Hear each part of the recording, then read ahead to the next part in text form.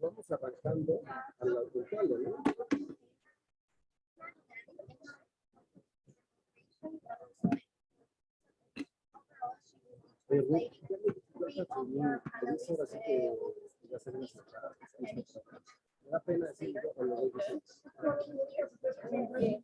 While if the mic, just put it there for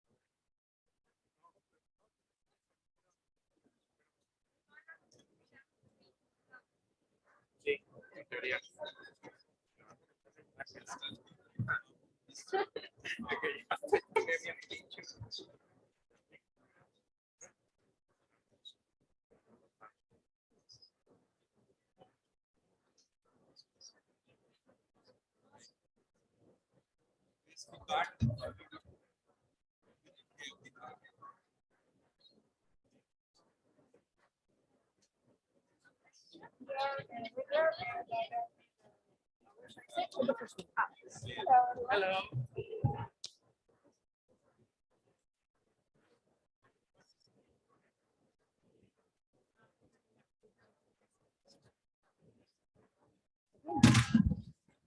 Testing.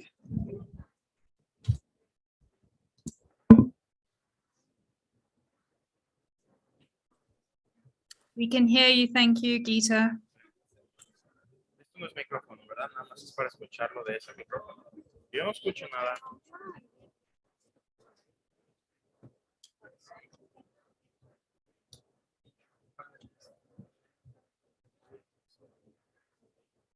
¿Y el niño ya te contestó? Sí, sí, ¿Y qué te dijo? me dijo que ¿Y no tienes su contacto?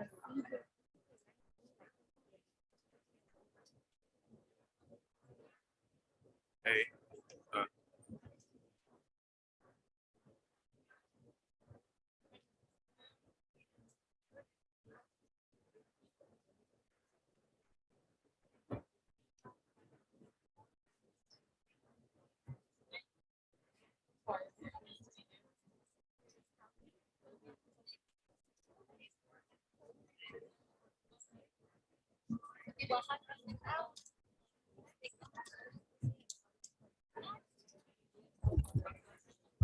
Good afternoon to everyone.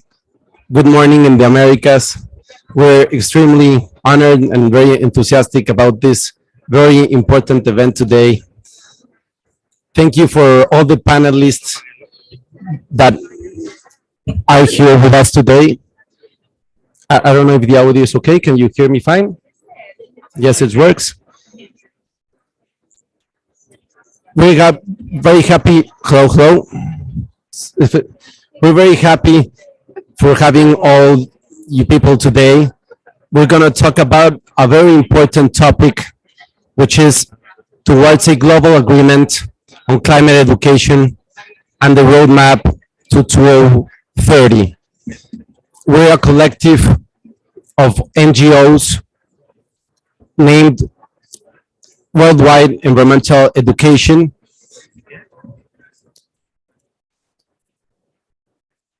And I'm going to present to you the panelists for today.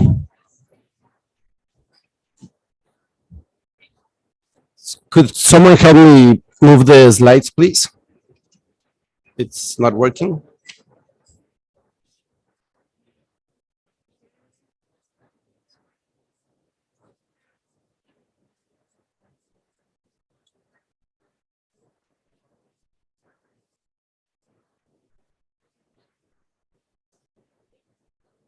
Thank you very much. My name is Íñigo Orbañanos. I'm founder and president of Educa, and I'm founder with a great group of friends and colleagues of Worldwide Environmental Education.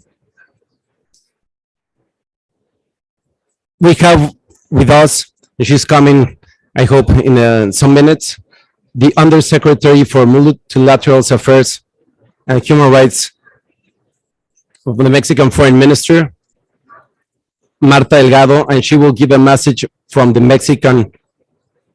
Hello, Marta. How are you? Thank you very much for having you here. It's an honor. She will give us a message from the Mexican Foreign Ministry inviting all nations to promote climate education. Thank you, Marta, for being with us. It's a real honor. We also have with us Kathleen Rogers. She's the chairman of Earth Day Network, and she will explain the importance of incorporating climate literacy and civic engagement worldwide. Thank you very much for being with us, Kathleen. A real honor.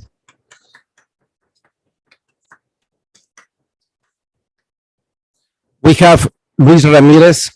He's the CEO of Sin Planeta B, an NGO of Mexico, and he will explain the Mexican milestone changing the constitution, incorporating environmental education in all schools in Mexico from kindergarten to university.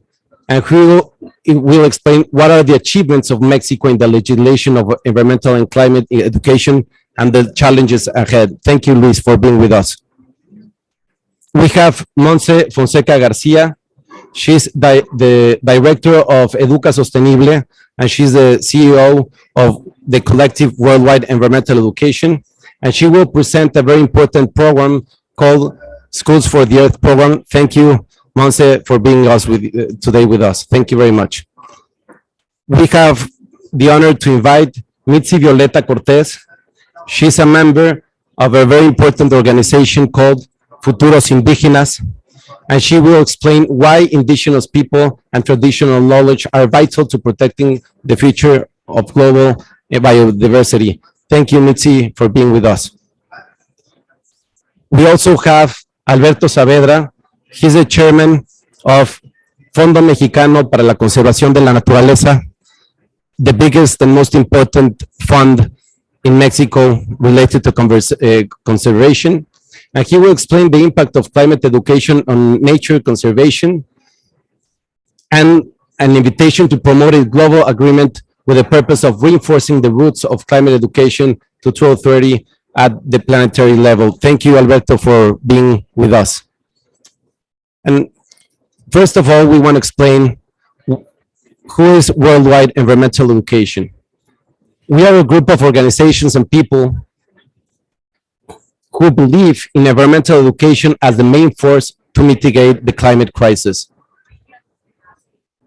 Our purpose is that all children and young people in the world have access and quality environmental education for sustainable development. And we have three main strategies. The first strategy is a top-down approach with the goal of all countries to incorporate environmental education for sustainable development into their regulatory frameworks. Mexico has done an extraordinary achievement. In just 2 years ago, we changed our constitution, incorporating environmental education as mandatory in all schools in Mexico. And we had the opportunity to go to COP25 in Madrid to invite all nations to do as Mexico did. In the American hemisphere, only Mexico, Colombia, and Argentina have done an important change in their regulations. Italy is a good example, some northern countries, India, but we have learned that there's just a handful of countries that have made a regulatory change incorporating environmental education. That's why we invite all nations to create together a global agreement for environmental education. So this is the first strategy. The second strategy is a bottom-up approach. We search to promote environmental education as a reality school by school, teacher by teacher, student by student, at all educational levels around the world. We were in Madrid in COP25, and we launched the Schools for the Earth program, inviting a school to celebrate the 22nd of April, which is the Day of the Earth. We, Educa and Worldwide Environmental Education, signed an agreement with Earth Day Network, and we're extremely proud, and thank you, Kathleen, for that alliance. And we had a goal in Madrid. We said to invite 1,000 schools to become Schools for the Earth. Montse Fonseca will communicate the achievements, but we have a much bigger number than 1,000, and I'm going to let Montse Fonseca communicate the achievements and the goals ahead in this important program, Schools for the Earth. And the third strategy is identify strategic and relevant actors nationwide with the purpose of establishing a work alliance among all sectors. Finally, in my first participation, I'm gonna communicate this important message from a scientific, which his name is Gus Peff. And he said, I used to think the top environmental problems were biodiversity loss, ecosystem collapse, and climate change.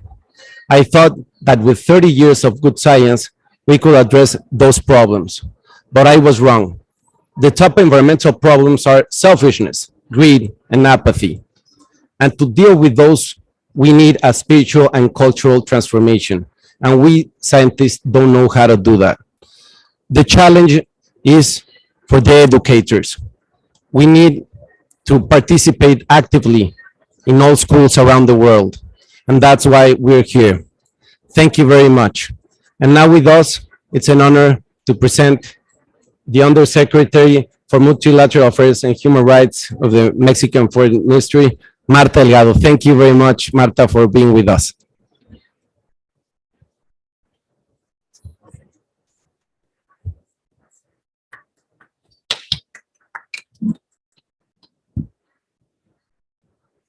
Thank you. Yes, of course. Can you hear me? Yes, I can't, but thank you very much. It is a great pleasure for me being here on behalf of the government of Mexico. I think that what we have done on the environmental education has been said by my colleague in this introduction.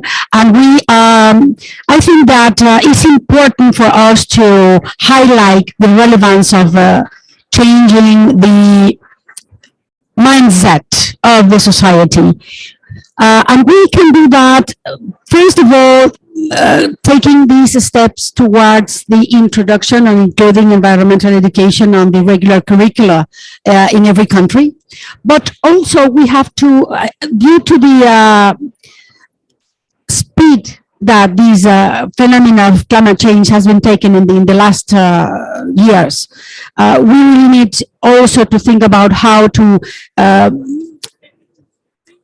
increase the awareness of the community on climate change patterns.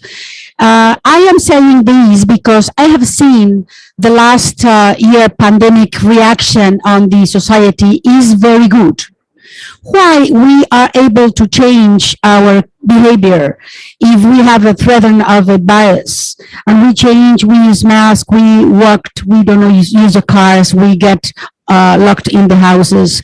As an environmentalist from all my life, I have seen that those behaviors are very difficult to organize if you are just to ask for the consciousness of people. So why we have to be threatened to change our way of living? This is a question which is important when we talk about climate change, because climate change is there from 30 years ago. The science is there.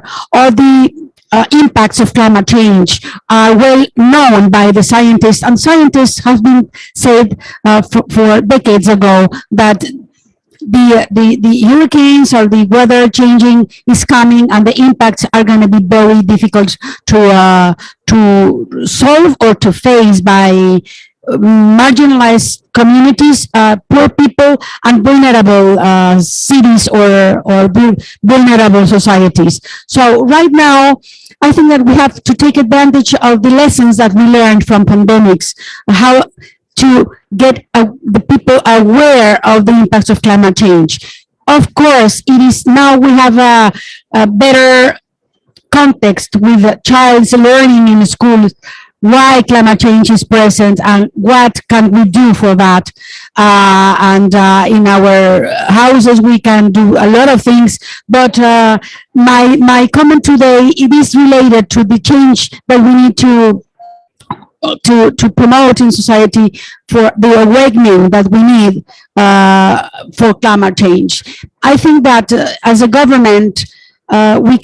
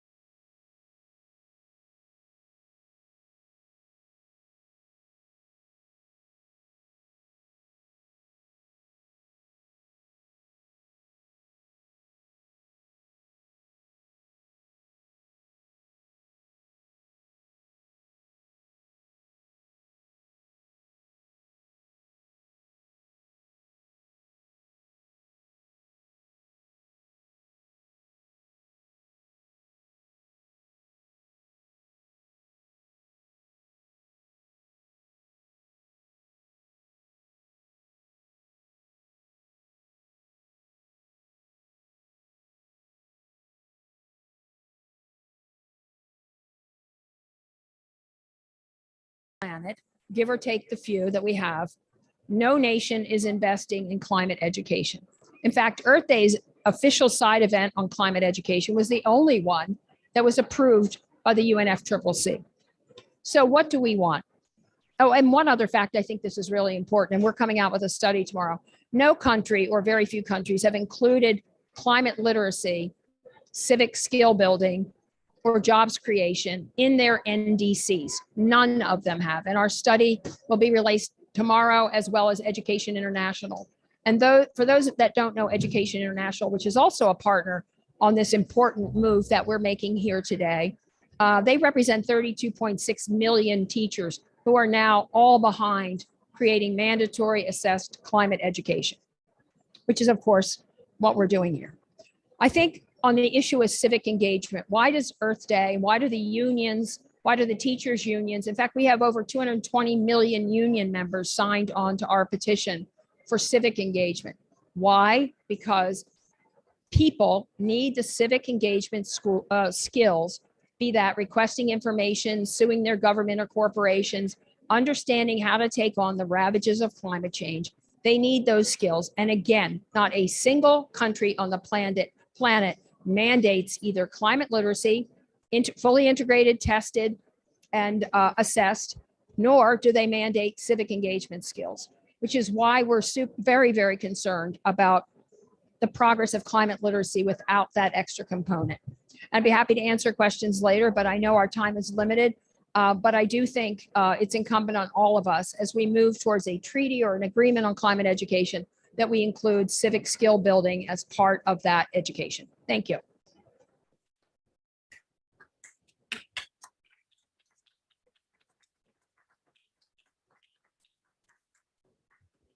We have the honor to have a extraordinary guest, Francisco Vera.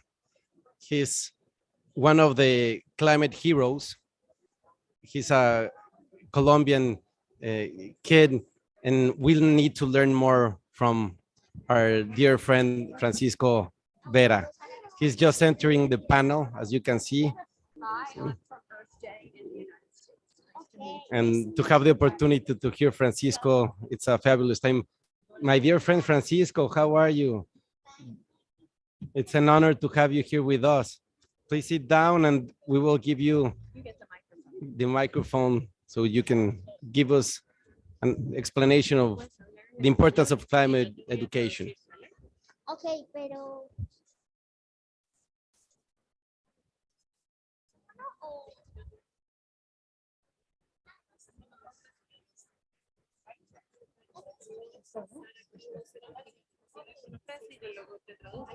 Gracias. Perfecto. Thank you, Francisco. Ok. Hola a todos. Mi nombre es Francisco.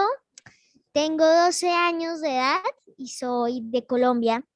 Es un gusto estar en este espacio con todos ustedes, pues por invitación de Montse, que pues nos conocimos hace un tiempo en la pandemia. Gracias a que ella tiene una iniciativa muy bonita llamada Escuelas por la Tierra. Y pues bueno, es un gusto estar acá, como lo decía, en este pabellón para hablar respecto a la educación y eso. Hello, everyone. My name is Francisco Vera Manzanares. I am 12 years old, and it's a pleasure to be here with you to talk about climate education. I'm honored to be here because I know Montse from the program called Schools for the Earth, and thank you for having me. Pues es muy interesante primero ver que hoy los niños, las niñas y los jóvenes estamos siendo incluidos cada vez más poco a poco en estos espacios medioambientales y por supuesto en la COP26, porque tenemos una voz y una ciudadanía que ejercer, una voz que debe ser tenida en cuenta. For me, it's very interesting to see that more children and youth are being taken into account into these spaces like COP26, because we have a voice to be heard and we need to be active citizens. Es fundamental también destacar este espacio ya que la educación como tal es la base para cada sociedad y debemos construir una nueva sociedad a partir de una educación que sea para la vida, a partir de una educación que nos permita acercarnos a nuestros territorios, a nuestros entornos. La educación, mejor dicho, es la semilla de una sociedad. Y pues de ahí básicamente nos vamos formando como sociedad.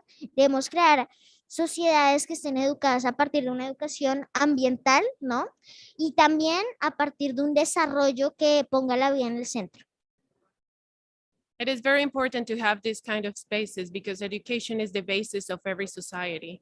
And if we do this climate education, we need to focus on having education based on life and allowing people to learn about how to bond with their territories and trying to be better for the life and for the people we live with and the planet that we're inhabiting.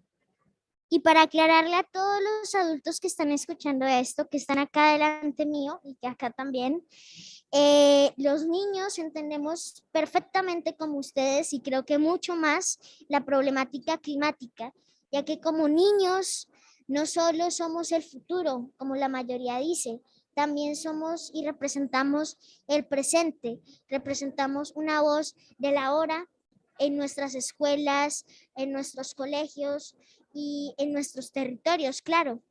Y de ahí la importancia de escucharnos. De pronto ustedes creerán que no hay muchos niños y jóvenes que se manifiesten por el planeta, pero sí los hay. Lo que pasa es que no les dan una voz, ¿sí? I just want to clarify to all adults here that the children and the youth understand perfectly how the climate crisis works and that we know what needs to be done. We usually hear that the children are the future of this planet, but we're also the present. So we know what needs to be done and we need you to hear the youth voices. Y cuando me refiero a que debemos crear una sociedad que eduque para la vida, lo digo porque no tenemos una sociedad que eduque para la vida. No tenemos una sociedad que nos permita a los niños pensar de forma crítica, ni tampoco cuestionarnos las cosas de para qué o por qué hacemos esto, para qué estamos hablando del medio ambiente o por qué no. Y por lo tanto es necesario que todos, desde nuestros roles como estudiantes, de pronto como docentes, como rectores, nos unamos para cambiar esos modelos de educación y para crear una educación que nos permita, como lo decía antes, acercarnos a nuestro entorno, porque así lo hacían los grandes científicos, ¿no? O cómo se hicieron esos grandes descubrimientos, no se hacían desde, bueno, sí, desde un laboratorio, claro, pero además de eso, desde el terreno, desde las Islas Galápagos, desde el Amazonas, desde ahí es donde nosotros nos acercamos al conocimiento, ¿no? Y pues eso es. When I talk about the importance of teaching for life and for taking care of life, I'm talking about the fact that we need to understand how the life works, how connection with the planet works, and how everything is connected to the land, and how our lives are connected to everything we do, and everything has an impact on what we do. And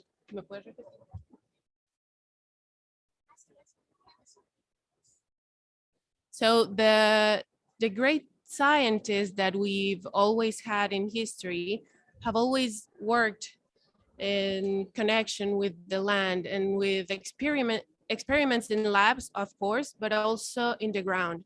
And we children know what it's like to be in the ground and experiment and know what we're doing and what we need to head towards to. Y también este trabajo de educación ambiental se ve reflejado en, por ejemplo, una campaña que yo tengo como activista desde mi movimiento que se llama Guardianes por la Vida, es de nuestro movimiento ahora, pues muy invitados, que es de niños, niñas y jóvenes, y de niños y niñas principalmente, en donde hemos dado más de 200 charlas en colegios públicos, rurales, urbanos, privados, universidades, en cualquier cantidad de espacios y de instituciones educativas, pero evidentemente la educación de hoy en día no solo nos plantea un reto para poder generar una educación para la vida, sino también que nos plantea la forma de ver al medio ambiente como un tema integral, porque evidentemente nosotros podemos tener una educación para la vida, pero si ni siquiera los niños del campo tienen donde estudiar o donde ir a sentarse en un pupitre digno para poder copiar, aprender matemáticas y demás. Entonces debemos reflexionar, bueno, hasta ahí. So the climate education work that I do is seen in what I like to call Guardians for Life. And it's a group of mostly young people who have been giving talks in schools in all different levels about all that needs to be done. And it's been a challenge to create an education for life. The challenge here is that we need to focus in having a very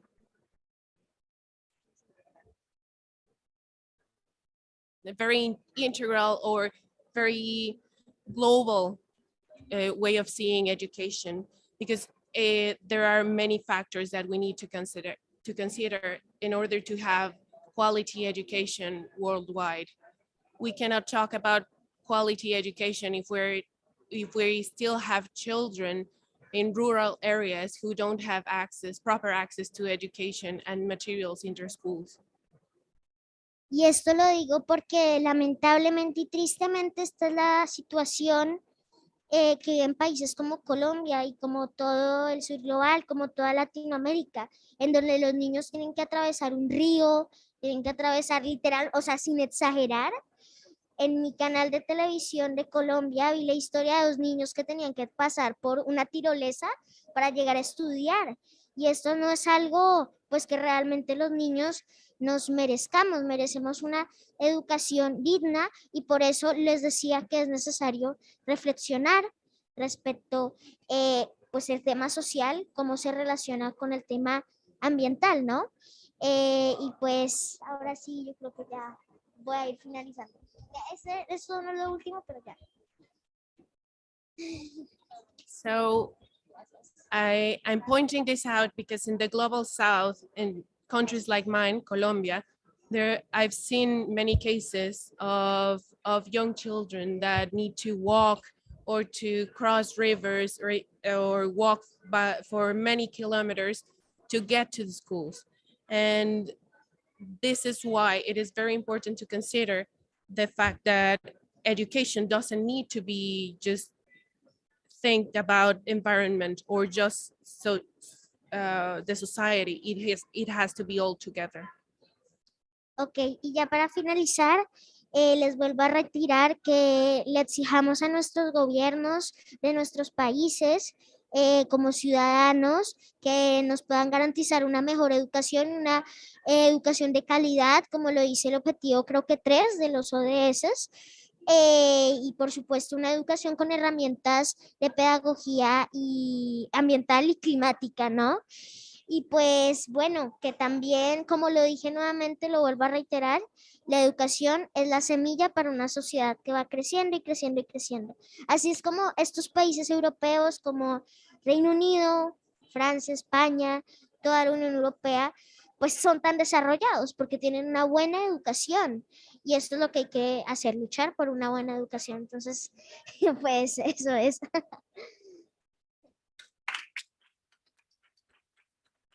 So just to finish my speech, I would like to point out the importance of asking very enthusiastically to our governments that they need to guarantee quality education for everyone, as the SDG number 4 says. And this quality education has to include climate and environmental pedagogy tools that actually help us develop a better education for everyone, as some of the most developed developed countries have in their school programs. Gracias. Thank you. Merci.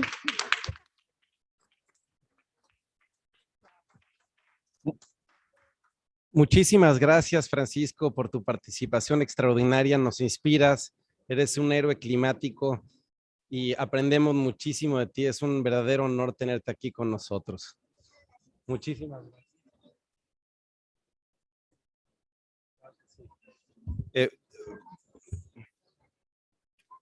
Thank you very much, Francisco. He needs to leave with a little bit of a hurry. But it was a real honor to have Francisco Saavedra from Colombia in our panel.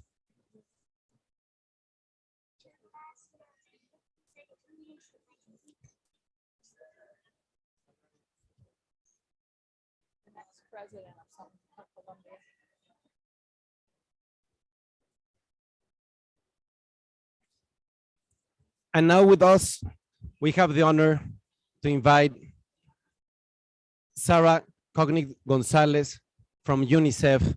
Thank you very much, Sarah, for being with us. Bueno, yo voy a hablar en español también. Sí, se siente rarísimo hablar así. Voy a hablar en español también. Y primero, agradecer muchísimo la oportunidad para poder estar en este espacio. Para UNICEF es de suma importancia poder compartir con ustedes sobre este tema. Realmente creo que voy a cambiar un poco lo que traía para compartirles, porque después de escuchar a Francisco, yo creo que nos cambia un poco como lo que veníamos a compartir. Yo creo que las personas que deberían de estar acá, ¿verdad? En la COP, posicionando sus voces y demás, y que es justamente por lo que estamos abogando, es porque pueda ser la niñez, y propiamente de voces como las de Francisco, que nos vienen a contar, incluso desde la ruralidad, cómo se vive el tema de la educación ambiental y climática.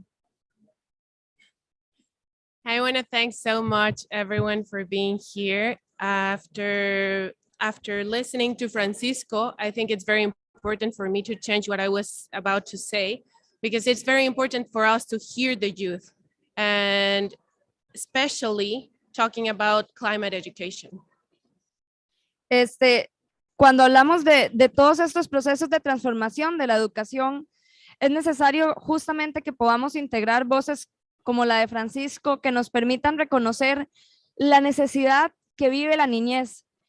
Y cuando hablamos de sumar las voces de la niñez dentro de todos estos procesos como un derecho que ellos y ellas tienen, como un derecho reconocido por la Convención de los Derechos del Niño, nos referimos justamente a poder escuchar su perspectiva, a poder escuchar sus aportes y a poder escuchar las propuestas que también están trayendo a la mesa. Lo que dijo Francisco es totalmente cierto. No es que la niñez no tiene en este momento propuestas.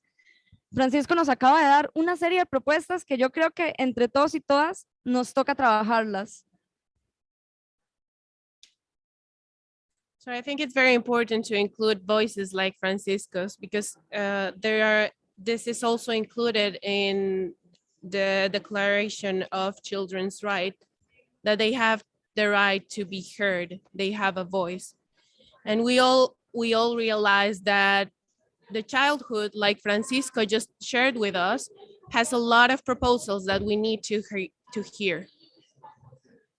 Y entonces, tomando como esta misma base a nivel de América Latina y el Caribe, desde UNICEF, hemos venido apoyando procesos de niñez, procesos de personas jóvenes que están propiamente en acción climática y también que no están en acción climática, porque lo que menciona Francisco es cierto, no toda la niñez, no todas las personas adolescentes y jóvenes realmente tienen que estar en acción climática para poder ser agentes y parte de esta transformación que necesitamos.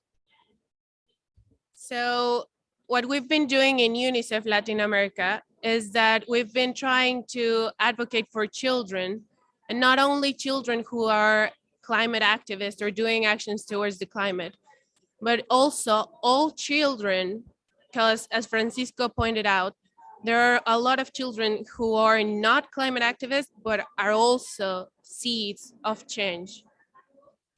Y sumado a lo que menciona Francisco y de lo que hemos visto a nivel de América Latina y el Caribe, las personas adolescentes que están en acción climática están pidiendo a sus gobiernos educación climática como una herramienta transformacional y la piden de manera integral y holística, que creo que eso resume en gran medida todo lo que Francisco también nos estaba compartiendo. So adding to this, it is very important to see education and fighting for education in a very holistic way. And this is something that Francisco was also talking about. Y lo vimos con la encuesta que se realizó a jóvenes activistas de América Latina y el Caribe, donde ellos hacen esta solicitud. Sin embargo, vemos que hay una desconexión entre cómo se está manejando esto a nivel de autoridades y cómo se está manejando propiamente en los procesos de toma de decisiones, ¿verdad? Lo que las personas jóvenes están pidiendo, cómo se transmite en, por ejemplo, las contribuciones determinadas a nivel nacional. UNICEF realizó un estudio a nivel de cómo están siendo las políticas climáticas, las NDC, en términos de si son sensibles o no a la niñez, y dentro de los indicadores que ellos utilizan, ¿verdad? Que se utiliza, uno de estos es cómo se integra a los distintos sectores, y parte de estos sectores es educación, y lamentablemente educación es uno de los sectores que menos se está incluyendo en las NDC. Por lo tanto, hay una desconexión entre cómo estamos trabajando la acción climática y cómo percibimos la conexión que se tiene con educación. So in a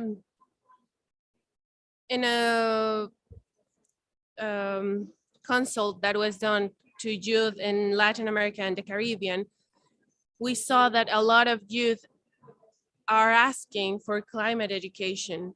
But there's also a gap between what the youth is asking for and what is actually taking into account.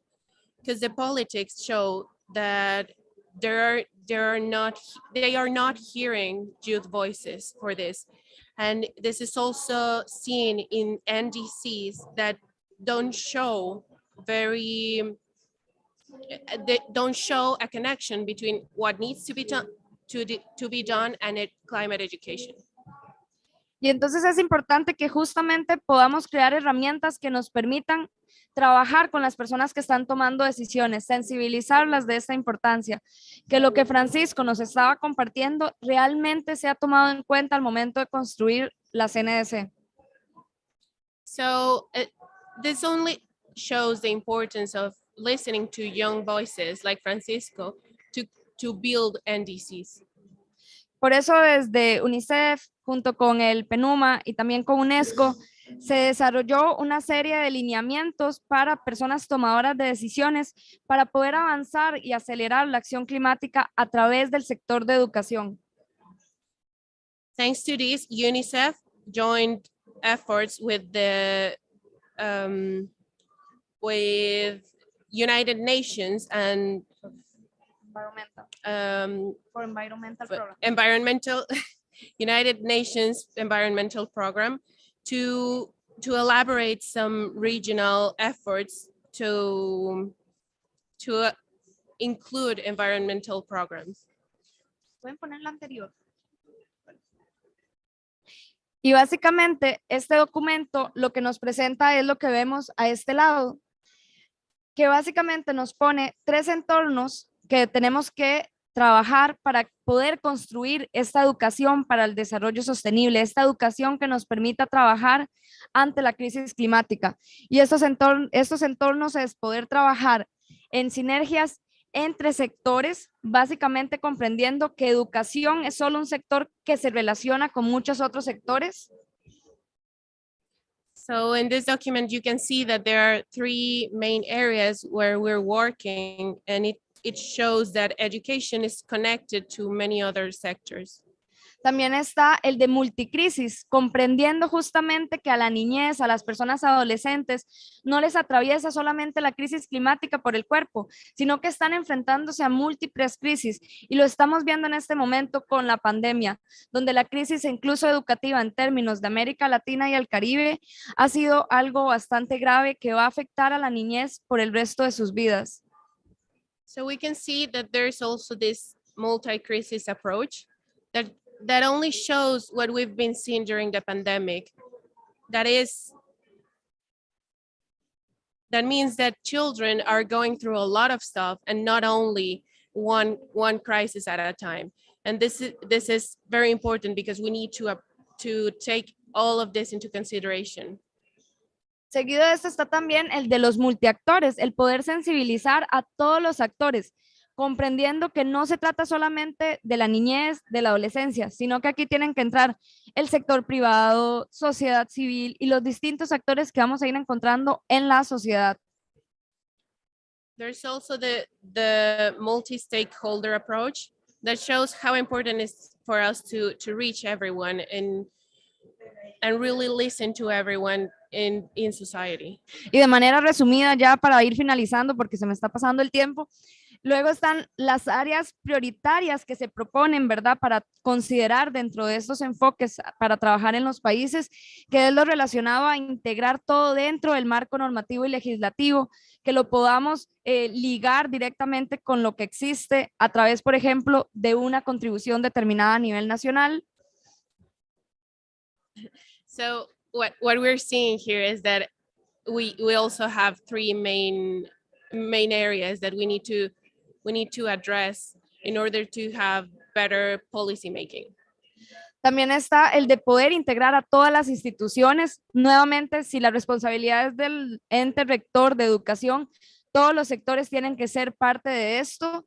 También tiene que estar la parte de poder fomentar las capacidades de las personas docentes, que lo que Francisco mencionó es cierto. Necesitamos también personas docentes que puedan responder a la niñez ante sus desafíos. This is also showing that we need to capacity build with teachers, because we need teachers who are ready to teach these children in living multiple crises. También está el de empoderamiento de la niñez y adolescencia. Lo que Francisco mencionó, de verdad me encantó porque él mencionaba cómo los espacios dentro de los centros educativos son claves, porque ahí están como los grupos de estudiantes trabajando y luego estos van a ir a trabajar con sus padres, van a ir a trabajar con sus madres, con sus comunidades, y ese es el enfoque que realmente necesitamos para ampliar la educación más allá de lo formal. What Francisco also pointed out is that we need to work in the spaces inside the schools, because the children who are learning in schools will also work outside of their schools with their families, with their communities, and this can also be worked in an international level. Y ahora sí, ya para terminar esto, enfocando principalmente a los grupos más vulnerables, reconociendo también las vulnerabilidades como de las personas en zona rural que mencionaba Francisco, y que es cierto y que normalmente las políticas no lo consideran y van enfocadas hacia una sola realidad como si fuera única de la niñez y adolescencia. Lo que busca son los tres ejes que vemos en celeste, que es promover toda la parte de la sostenibilidad, construir la resiliencia, incluyendo la resiliencia, infraestructura de los centros educativos, y luego el poder tener espacios seguros y garantizar esa seguridad. So what we also need to do is focus on the most vulnerable populations, as you can see in the blue boxes, and we need to be promoting sustainability, build resilience, and ensure safety for everyone. Y bueno, eso es como lo que les queríamos compartir de parte de UNICEF de Latinoamérica y el Caribe, y de verdad agradecerles demasiado por la oportunidad, y que ojalá que podamos seguir escuchando a personas jóvenes y sobre todo a las personas, niñas, niños, que de verdad deberían de estar siendo bastantes, y que dentro de la COP hay muy pocos espacios para la participación. Entonces me sumo a las palabras de Francisco de que aboguemos porque nuestros gobiernos realmente puedan incluirles y que también nosotros les incluyamos dentro de todo lo que hagamos. So this is what I wanted to share from UNICEF Latin America and the Caribbean. And I'm also adding to what Francisco said, that we as we are here, need to put pressure in our governments to include youth voices.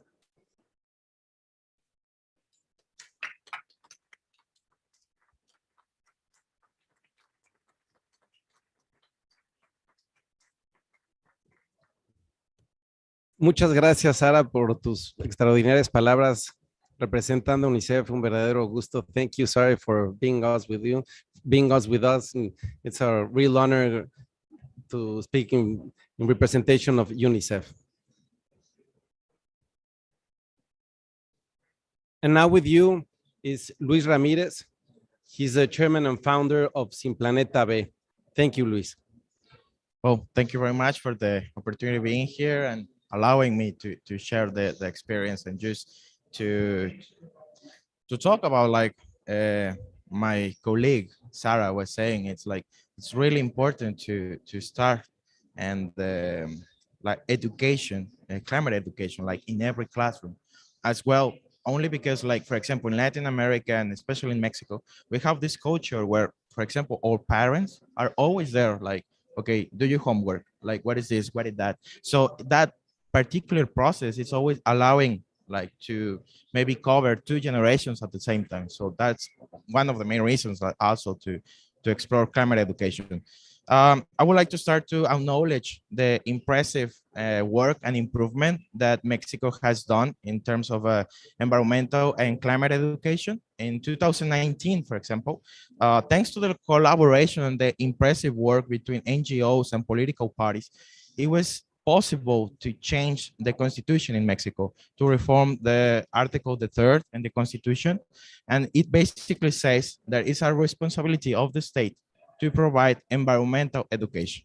So to that point, we're okay. It's going to be like from the state, but then there is this huge gap. Who is going to take charge of this? It's going to be the education sector, or is going to be the environmental one? And that has been the problem, because one, like for example, education is always says it's responsibility of the other one, and environmental sector it says it's education. So this is like a huge opportunity to make improvements. And that is why last year, as an NGO, we presented the first initiative at the Mexican Senate to make mandatory climate education in every classroom from kindergarten to university. We presented it last year, but well, because of COVID, it's been kind of frozen at the moment, but that gave us the amazing opportunity to work with international agencies such as the GIZ Mexico, and with the technical assistance and the collaboration. We did these regional forums all across Mexico. Like seriously, they were like months of work, hundreds of participants with environmental experts, teachers, mothers, fathers, the students themselves. And we were able to build a better initiative for the Mexican Senate. So, for example, can you go to the, yeah. So basically, I mean, I think we all know this, but it's important just to mention it. And between or among the main results from this participation, we found out like climate education is going to impact public health, gender equality, national security, water footprint, energy efficiency, and of course, and the most important of them all, recovery and education. We know that Mexico, as many Latin American countries, there is a lot of inequality, and millions of students, they were able to have the classes through internet or to like video calls because they don't have access to electricity or to internet itself. So climate education will allow us to have that kind of recovery that Latin America need. And well, basically, the initiative is there now. We just did like the new one, or the new draft. We presented last week actually, and we're hoping that well, this is going forward, and then is going to allow us as a society, as an NGO, and as a country itself, to properly develop the classes that are needed in every classroom. Why? Because now it's going to be in the general law of the education. So then when it's like in a federal level, then every state is going to have the capacity to adopt it and just present it and do like the certain changes that it's going to need. But that's the main goal. So first, it was needed to be in the constitutional right Then it just needed to be on a law, in this case, in the law of education in the federal, and then it needs to go to every state. So then we can have climate education in every classroom. Thank you very much, Luis, for your extraordinary explanation in the status of Mexico in terms of climate education and the challenge ahead. Thank you, Luis. And now with us is Montse Fonseca. She's an extraordinary member of Worldwide Environmental Education, and she is gonna speak to us about the results of Schools for the Earth program. Thank you very much, Montse, for being with us. Thank you very much, Inigo. Thank you very much, everyone, for being here. First of all, well, as Inigo says, I am Montse Fonseca. I'm 23 years old. I am part of Worldwide Environmental Education, but I am the director of Educa Sostenible in Fundación Educa Mexico that Inigo Arbañanos founded some years ago. And well, Educa Sostenible works with environmental and sustainable programs about education. First of all, I want to say that I'm really, really inspired with all the message that we have been here. And it's perfect that I'm going to talk about the Schools for the Earth right now, because guess what? We've been talking and hearing Francisco and the amazing Sarah and the amazing Luis about all the needs and all the importance that climate education has. And guess what? Schools for the Earth, it's one of the possible answers to all these needs and a really good answer to the urgent needing on climate quality climate education. And I'm going to tell you about why. First of all, the Schools for the Earth program was the result of COP25. After COP25, all the team of Worldwide Environmental Education were so inspired that we decided to create this Schools for the Earth program. Before that was a program, was a contest of environmental projects on the schools. And what we wanted with this was try to motivate all the schools and to create some good activities that allows the schools to work on these important issues. It was really ambitious. We was trying to have 1,000 of schools in Mexico, but with what? We didn't have 1,000 of schools. We had 3,299 schools in the whole 32 states of Mexico. That was really, really inspiring. And this first contest, Schools for the Earth, this first contest show us that in Mexico, there are a lot of interest and there is a lot of motivation on climate education. These show us what actually we need. Because, you know, I am a teacher. My studies are from teacher. I'm a primary school teacher. And I used to think before, when I used to study the career, that there was not interest in climate and environmental education, because when I was being formed for being a teacher, I would say that you can't do your thesis on sustainable development education. So that was a huge shock on me, and I decided that I can't keep being a teacher when the systems doesn't invite the teachers to do this. And you have seen Francisco, you have seen here Francisco. I met Francisco the first time when I was writing my thesis, and Francisco was a huge inspiration because I realized that what I wanted is exactly that on every child of the world. And not exactly that with it exactly works, because there's a lot of diversity in childs as in us surely here. But what I want is to see a kid that every girl and every boy feels sure about what they want. I want that passion that Francisco has in every child, but above all, I want that every child in the world feels secure and knows their rights, because because when they know their rights, they can fight for their rights. So Schools for the Earth, it's exactly what I was doing. We were going to hear about one of the states with the best participation, but before, we want to talk to you about what is Schools for the Earth and what we do. As you can see here, the first year of Schools for the Earth, with this contest, we touch the lives of almost 1 million of Mexicans. 1 million of Mexicans between students, teachers, directors, and all the mothers and fathers working on environmental education. But the most shocking thing is this was already happening on the pandemic. So they were working on their houses, online, making some different activities, putting a lot of creativity to work these issues on their own houses. As I told you, this first call to Schools for the Earth was the perfect evaluation to know how families and how the Mexican schools see environmental education.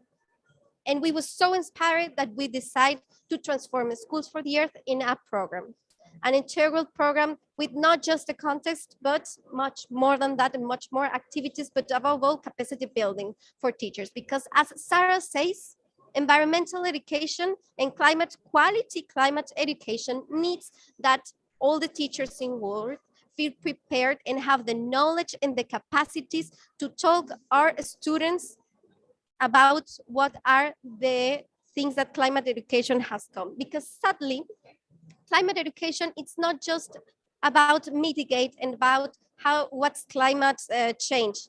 Sadly, now climate education has to talk about adaptation, because every day, lots of our schools and our students are living the effects of climate change, because we work with indigenous schools, rural schools, public and private, and all kinds of schools.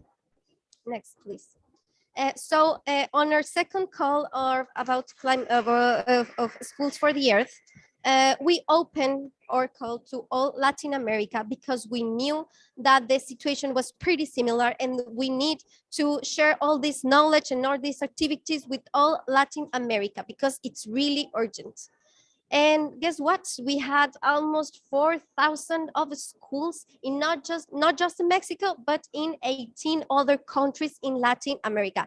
Actually, you can see there that there was a Turkey school too. We don't know how that happened because everything is in Spanish, but welcome to that Turkey school. We are pretty happy with it. And we think this is the start of a really worldwide environmental education. So what's new in this 2021 that we just closed some months ago? We did some capacity building with teachers and with the students. We give them courses.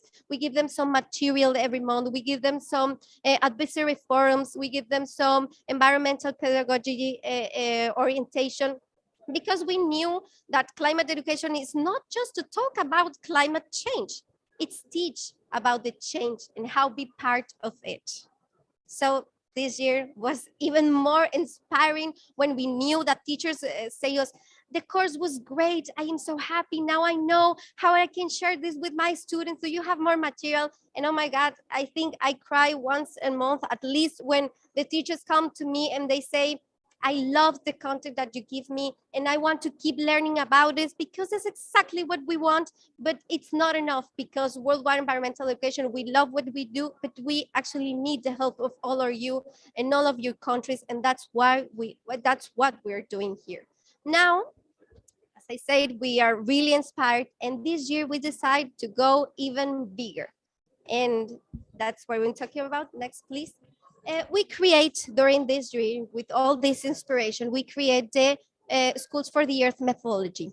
This Schools for the Earth methodology has 5 steps. First of all, when a school becomes a School for the Earth, they have sustainable commitment. I mean, they have to sing a letter. It's something really representative, like they have to do some commitments on what they do on the schools, on how to take care of the earth, with a lot of things. But one of the most main and exciting steps that the Schools for the Earth had to do is the self-diagnostic. This is going to change everything because we just developed a platform. This is totally free for schools, by the way. We just developed a platform that will allow to all the schools to evaluate their commitment, but above all, they will evaluate these 5 work lines and how they work on it. And so we can have the results on how the schools work with these issues, but to how they are growing up in these things, how they are improving their work in climate and environmental education. And this is pretty important because now we can have the results on every city, on every state, on every country that we have schools for the earth, and we can see what their needs, what issues they need to work specifically, but above all, they can see the results and they can see we have almost around of 50 indicators, and they will be evaluating with these 50 indicators, and they can see what are their strengths, but what are the things that they need to work to. And their projects now will be based on those indicators that they need to work. Because many times we see so many amazing environmental projects in the school, but maybe was not what they need. So now every school, we work on projects based on what their context needs. So this is going to change everything. After that, of course, they have to plan, they have to act, and they have to evaluate their results and keep improving. But we, as Worldwide Environmental Education, collaborating with the government, collaborating with another civil society organizations, we will keep evaluating and analyzing these results so we can give them what they need to keep improving. These 5 work lines is what we designed. The first line is climate and environmental education. Here we work all the pedagogical things and give them all the materials that they need. Active citizenship, because we hear Francisco and we hear Sara, we need that every child and youth in the world know their rights and work on it. Natural conservation, of course, is an important issue in this program. Sustainable food, to know about how food impacts on their lives. Water, energy, transport, and responsible consumption. So you can see these are pretty important issues, and you can see schools will be evaluating their work on every one of these issues. So I'm pretty sure, and we are really excited because we know this is a huge step, and I'm pretty sure that the next time you see our results, there will not be only 5,000, 4,000 schools, will be much more. And if you help us together, we can make this community even bigger. So thank you for being here. If you can change just this is a picture of one of the Schools for the Earth projects, and this is our platform. You can see it on our on internet. We can give you all the links, and it's really amazing what this platform can do. The schools are already working on it. We already have some results, and we can compare these results. Schools themselves can compare the results with the past year, so they can see how they are improving. Thank you very much. Thank you for hearing us. Thank you, Montse. You're a true inspiration, extraordinary explanation of the results of School for the Earth. Thank you very much. And thank you, Kathleen, because it was in Madrid where we designed the program. We launched a goal of 1,000 schools. Now we reach almost 4,000 schools. And Montse just said our goal this year is to reach more than 5,000 schools in Latin America. And it was all started in Madrid. Thank you very much, Kathleen. It's important to say that thanks to the results of the program, Educa, a member of the collective of Worldwide Environmental Education, signed an agreement with UNEP, in Spanish, PNUMA, of Dolores Barrientos. And with this important alliance, we strongly believe that we can reach this goal of at a minimum of 5,000 schools next year. And the result was because we made an extraordinary alliance with many NGOs, but also with the federal government and and all the states of Mexican government. And we have the honor to have here the governor of Hidalgo, Omar Fayad Meneses. We invited the governor, Omar, because it's impressive the result that the state of Hidalgo made for the Schools for the Earth program. In the first year, 1 out of 4 schools of the Earth for the School program were from Hidalgo. So congratulations, governor, and it's a real honor to have you here in our panel. Thank you. Thank you very much. Good afternoon, everybody. Hidalgo, my home state, and its more than 3 million people have great environmental challenges, many of them as a result of our closeness to the Valley of Mexico's metropolitan area, one of the biggest megalopolis in the world. For this reason, at the beginning of my government, we set ourselves as a strategic objective to promote action to preserve the environment and the responsible use of natural resources, which was reflected in the State Development Plan. Today, we have achieved goals which were unthinkable before my administration, such as being the main producer of solar energy in Mexico's central area. We also revolutionized the automotive industry in Latin America by being the first subnational government that assembles electric vehicles in the alliance with the Chinese company Jack Motors. Having the future in mind, we set ourselves an example in environmental education within Latin America. Here, at the framework of COP26, I want to share with you our experience of the Schools for the Earth initiative, where we have become a national and international benchmark. And I also want to make public my state's commitments to fight climate change and protect our environment. To think big, it is necessary to start from above, where we can transform reality not only in the short terms, but with a long-term vision. We had to promote a profound change in the new generations. For this reason, in order for children and youth to be taught in Hidalgo, who later should be citizens with the knowledge and environmental sensitivity that allow them to make appropriate decisions for sustainable development, we have carried out a strategic action from school. This is so that students know, master, and apply techniques for the environmental management of all available resources, such as water or electric energy from various sources, and that they learn to manage solid waste. Today, in the educational centers of the state of Hidalgo, including the state universities, education for climate change is promoted, applied research is promoted to about 900,000 students. With this, we positively influence a change of attitude in school communities to carry out projects that reduce the effect of this phenomenon.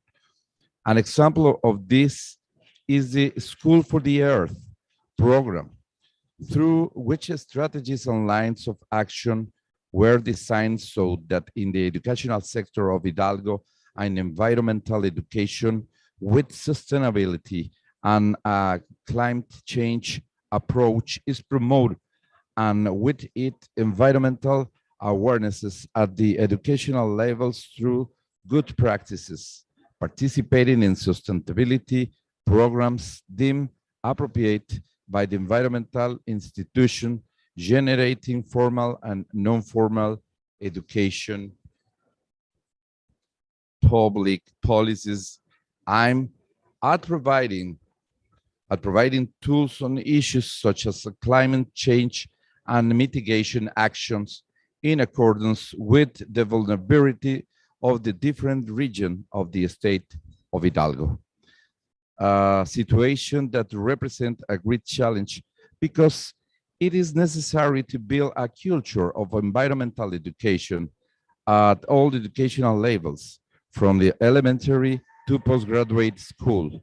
The initial diagnosis indicate that there was a lack of content of climate change, biodiversity, and in general, contextualized environmental for each educational level. Suffice it to say that within the framework of the commemoration of World Earth Day, the schools of Hidalgo have actively participated in the Schools for the Earth, called that is promoted each year by the Global Environmental Education Collective. The foregoing with this purpose that educational institution incorporate environmental sustainable development in 2020 and 2021 editions, the state of Hidalgo obtained first place in Mexico for the number of registered schools and for the work of the community high school. To put this achievement into context, I share with you that 880 schools from Hidalgo participate, representing 25% of all schools that participate in Mexico, and was 1.6 times higher than the total number of schools enrolled in Latin American countries, excluding Mexico. I think it's a big result. The state of Hidalgo participated with the program Go Back to School with a Tree, where the educational community planted more than 4,000 trees in schools of all educational levels, in which each of the planted trees has accompaniment of students or teachers as good parents to provide them with the necessary care during their stay at the school. This and other results make Hidalgo a national benchmark on environmental issues based on practical and dynamic learning, in which students, teachers, and parents from all over the state get involved. Finally, inspire on the education of our children's and having the COP26 as a sitting and you as a witnesses, who are the main actors that lead the effort to fight climate change, I would like to make public 5 commitments from Hidalgo on climate change. The first one, in 7 years, we must compensate 100% for deforestation in Hidalgo. In 10 years, we must be the main producer of electric vehicles in Latin America. In 10 years, our mass public transport must be sustainable. In 20 years, we must compensate Tula's environmental liability. In 20 years, we will recover the state's aquifers. Thank you for everything.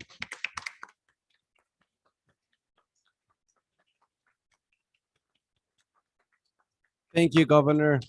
It's an extraordinary result what you have done in Hidalgo, a true inspiration. We hope all the governors in Mexico do as you have done. And we strongly believe that with Hidalgo's help and with the help of the rest of the states and the rest of the countries of Latin America, we can reach this goal. Thank you very much, Governor. And now with us, we have Mitzy Violeta Cortés from Futuros Indígenas, and she will explain why indigenous people are and traditional knowledge are vital to protecting future global biodiversity. Thank you, Mitzy, for being with us. Muchas gracias. Muchas gracias también por la invitación a este espacio. Thank you, and thank you for inviting me. Gracias. Soy Mitzy Violeta, soy mixteca, originaria de San Sebastián, Tecomaxtlahuaca, Oaxaca, y soy parte de la delegación Defensoras de la Tierra. My name is Mitzy Violeta Cortés. I am Mixteca, originaire from San Sebastián, Tecomaxtlahuaca, Oaxaca, and I am part of the delegation of the indigenous delegation of Defenders of the Earth. Y quisiera hablar en este espacio acerca de la historia de los pueblos indígenas, también en México, pero también en el mundo. In this space, I would like to talk about the history of indigenous participation in Mexico and also in the world. Se trata de una historia de resistencia, pero también de esperanza. This is a history of resistance, but also about hope. Porque los procesos de colonización hacia nuestros territorios y hacia nuestros pueblos hoy continúan. Because the colonizing processes towards our people and our territories are still happening. La colonización no solo implica el despojo de nuestros territorios a través del extractivismo, sino también de nuestras formas de ver el mundo, de incluso el despojo y la homogenización de cómo deben ser nuestros estilos de vida. Colonization is not only taking away our territories because of exploitation, it is also taking away our ways of living and the way we see life. Los pueblos indígenas protegemos el 80% de la biodiversidad del planeta y sin embargo nos están matando. Indigenous people take care of 80% of the world's biodiversity, and even with that, they are killing us. Cuando hablamos de plantear alternativas educativas, debemos de plantear también cómo estas alternativas también han sido homogenizadoras hacia nuestros territorios. When we talk about education initiatives, we also need to talk about the fact that education has been trying to erase all of other kinds of education and make just one. ¿Cómo estamos planteando también la decolonización para promover que otros saberes, así como hablamos de inclusión de las juventudes, de las infancias, de los pueblos, cómo pensamos también la decolonización para construir otros mundos posibles? We need to talk about how colonization is been doing a lot of harm in youth and indigenous people, children, and also we need to talk about how another future is possible. La crisis climática es exacerbada por la violencia y la destrucción que se causa sobre nuestros territorios, pero además es necesario pensar cuál es la historia que queremos contar, cuál es la historia que se ha contado, y no ha sido la historia de los pueblos. The climate crisis has been getting worse because of the violence towards our people and towards our territories. But we also need to know that the history that has been told, it's not the history of the people, of the indigenous people. Hoy queremos contar nuestra historia y por eso es que estamos aquí. Today we want to share our story and that's why we're here. Para nombrar y denunciar lo que sucede en nuestros territorios. To name and reclaim what's wrong happening in our territories. En mi comunidad comencé a valorar lo que implicaba el campo y la tierra, no por lo que aprendí en la escuela, sino por la palabra de las abuelas y los abuelos en mi comunidad. In my community, I started to value what the field and the land means, not because of what I learned in school, but because of what I learned from grandmas and grandpas in my community. Por las historias de mi madre en el trabajo con la milpa. Entendí la importancia del territorio, por los valores de la colectividad, porque nuestros pueblos no se entienden sin sus montañas, sin sus ríos, sin sus bosques, sin sus lagunas. Because of the histories that my mother told me about working in the milpa, in the field, I understand the importance of the territories, the value of collectiveness, and also because our towns, our people wouldn't be the same without the mountains, the rivers, the lakes. La escuela me dijo que solo a través de los métodos y la investigación nos acercamos a la verdad, pero la espiritualidad y el colectivizar en los movimientos de nuestros pueblos me enseñó que sanar nuestro corazón también es sanar a la madre tierra. The school told me that only through methodology and research we reach the truth, but it's also spirituality and joining our people's movements that told me that we need to heal our hearts, and that also heals our Mother Earth. Los pueblos somos quienes hemos cuidado y defendido nuestros territorios porque no nos entendemos sin ellos. Sabemos que la conexión entre las personas y los espacios que habitamos, esos conocimientos se han transmitido a través de historias, mediante la organización, no siempre desde los espacios educativos. Indigenous people, as indigenous people, we are who have been taking care and defend the territories and our lands because we can't understand or see ourselves without them. We know that the connection between people and spaces and the spaces that we inhabit, and this knowledge has been going on from generation to generation with stories, and it's just inner organization and not just school system. La apuesta es por la comunidad y nuestros saberes. Por eso denunciamos aquellas estructuras que intentan homogenizarnos, que disciplinan nuestras mentes y nuestros cuerpos, que anulan nuestra creatividad y que subordinan nuestro conocimiento. We're trying to fight for our community and our knowledge.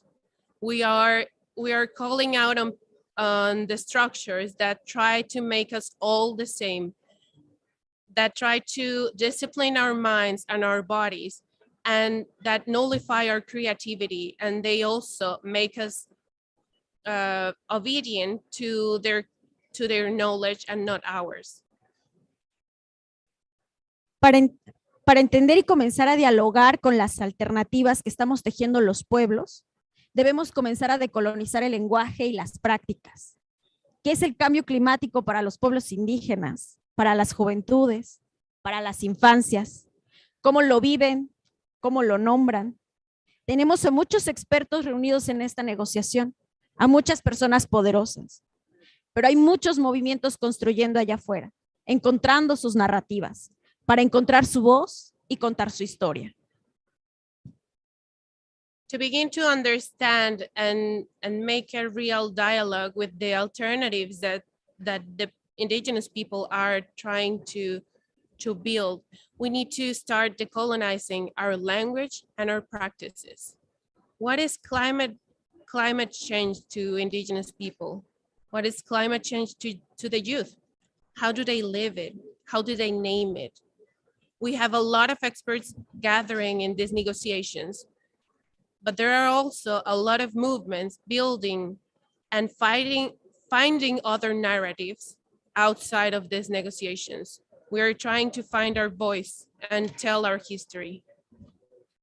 La creación de alternativas debe poner en el centro las historias, la justicia hacia los pueblos, empezando por la justicia hacia la invisibilización de nuestros saberes, de nuestros conocimientos, hacia nuestras formas de nombrar nuestras alternativas, como lo hacemos cuando hablamos de defensa del territorio.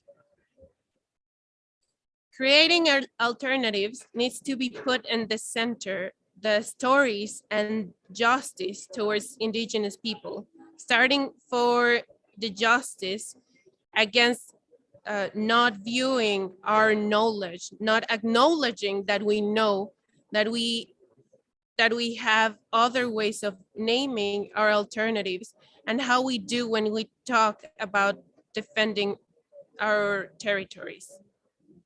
Estamos sembrando esperanza cuando escuchamos a las abuelas y los abuelos y hacemos eco de sus historias, cuando hablamos de las luchas en los territorios. Poner en el centro la vida y la interseccionalidad implica saber que el racismo, la colonización y la destrucción de nuestros territorios implica la destrucción del planeta entero. We are growing hope when we listen to our grandmas and grandpas. We are echoing their stories when we are talking about the struggles in our territories. We are putting life in the center, and intersectionality means that we need to include racism, colonization, and the destruction of our territories. And that is causing the destruction of the whole planet. La destrucción de nuestros territorios, aún sin ser los responsables, ha llegado. Cuando contaminan los ríos, se llevan los residuos o la basura a nuestras comunidades, y todos esos cambios que la rapidez de nuestros tiempos ha promovido. Requiere dar respuestas, pero respuestas que reconozcan nuestras cosmovisiones, nuestros conocimientos, y que estén dispuestos a desaprender, porque son los pueblos quienes deben enseñarnos, quienes están conservando, quienes están protegiendo. There has come destruction to our territories, but we are not responsible for this. The people have been polluting our rivers, they've been taking their trash to our communities, and all of these changes have been going rapidly towards this time because of what is happening right now in the world. This needs to be addressed, but the answers need to acknowledge our way of seeing life, and they need to be willing to unlearn what you know so that indigenous people can teach us too. Estamos pensando en cómo educar al resto del mundo, pero quienes están promoviendo la destrucción también están aquí. We're trying to think how to rebuild our world, but also those who are destroying our planet are also here.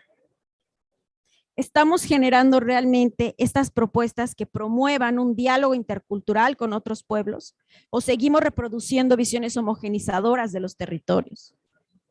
Are we really generating proposals that allow intercultural dialogues with the indigenous people, or are we just reproducing one only way of seeing life and understanding territories?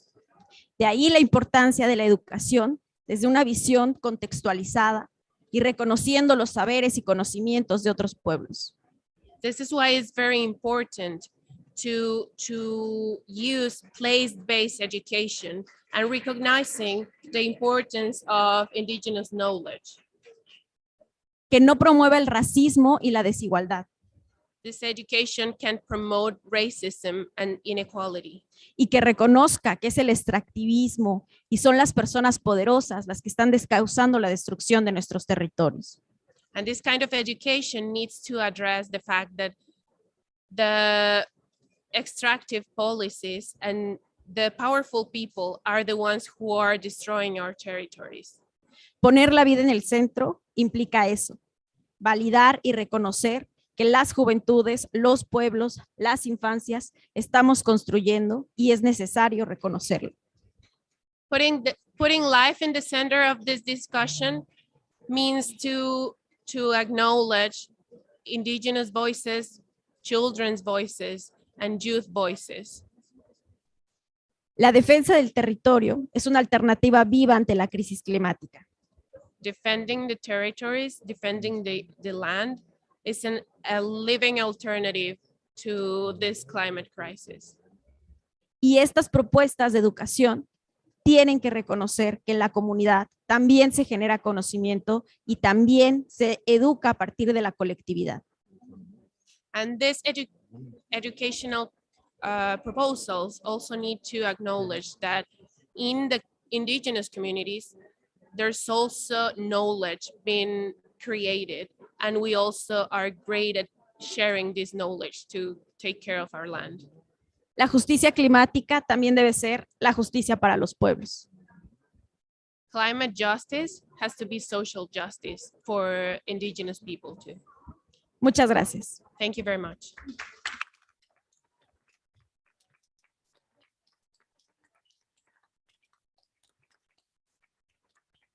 Thank you very much, Mitzy. Extraordinary explanation. We need to put life at the center. Indigenous people knowledge should be at the core of climate education. Thank you very much. And finally, we want to invite a dear friend, Alberto Saavedra, the chairman of the Nature Conservancy Mexican Fund, which is the biggest fund in Latin America in conservation. And he will explain to us the impact of climate education on nature conservation. Thank you very much, Alberto, for being with us. Thank you very much to all of you for being today with us. You really inspire us And I would like to steal only 5 minutes. I know it has been a lengthy session. And for this, I need several things. One is I'm going to tell you a little story. And I need your help. I need the power of your imagination. You remember the Barney character? Okay, I need the full power of your imagination. So if you could turn off your mobile or your computers, I know you can survive like 5 minutes without technology. That would be lovely. Now, please close your eyes only for a second. Don't be afraid. Nobody's going to hurt you. Close your eyes. Breathe deeply, please. Breathe. You are alive. Feel your heart for a moment. You're eternal. You're perennial. Feel that. Because I want to begin in this point where there is a family of universe. They are beautiful. I want you to concentrate in one beautiful universe.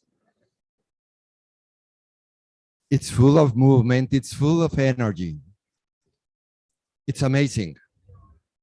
And there somewhere are two galaxies which are lovers. It's the Milky Way and Andromeda.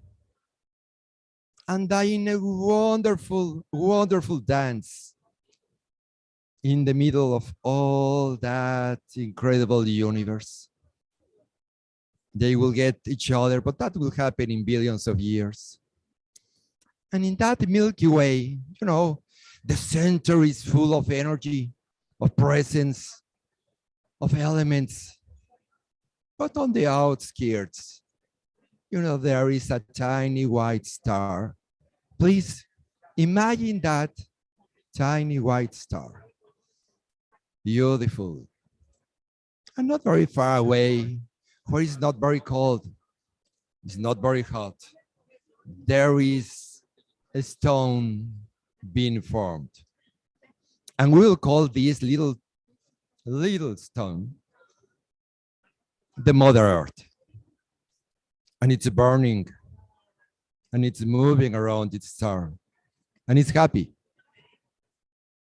And suddenly, other rocks see this beautiful one and come to join. A new planet is in process of being formed.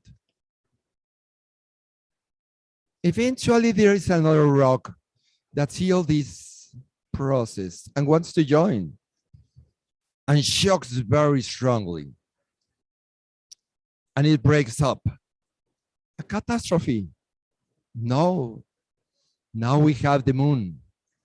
And the moon can give light to the earth when it's night. And we have this continuous dance. These elements are going around the star. It's accompanied by sisters and brothers, the other planets, the other comets, the other elements. And this is going on and on.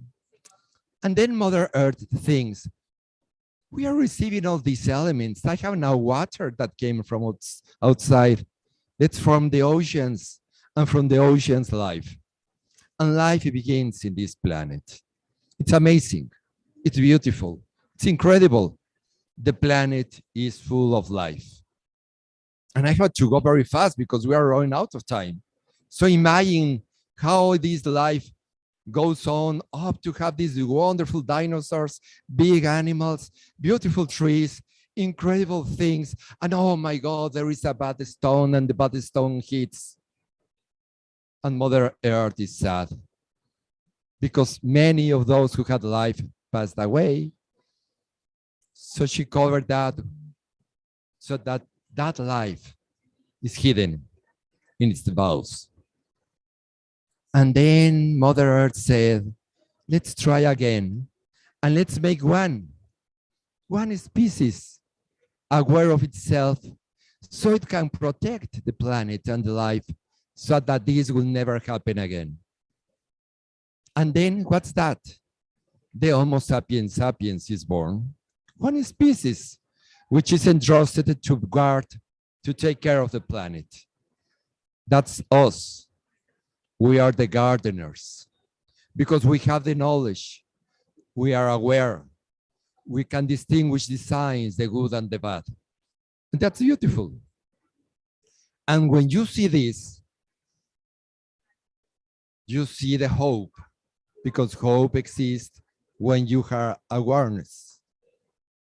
But what happened with the gardeners? They forgot to be gardeners.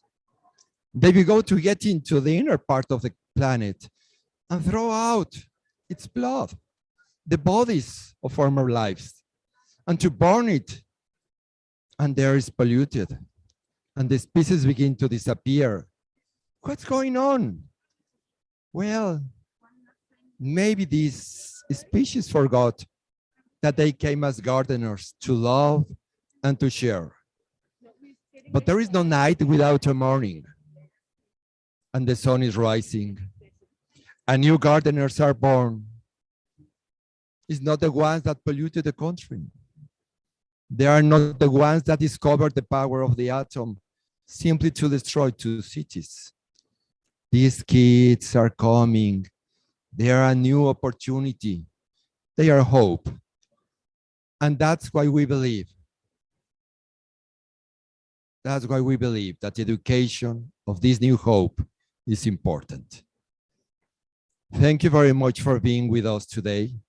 Thank you for sharing your spirit with us. And please go back, because the new kids are here, as Francisco shared with us. And remember, we are just gardeners. We are only part of this living planet, and we are gifted with a little time to enjoy, to share, to love, because our essence is to love, and you cannot love if you do not share. Thank you very much.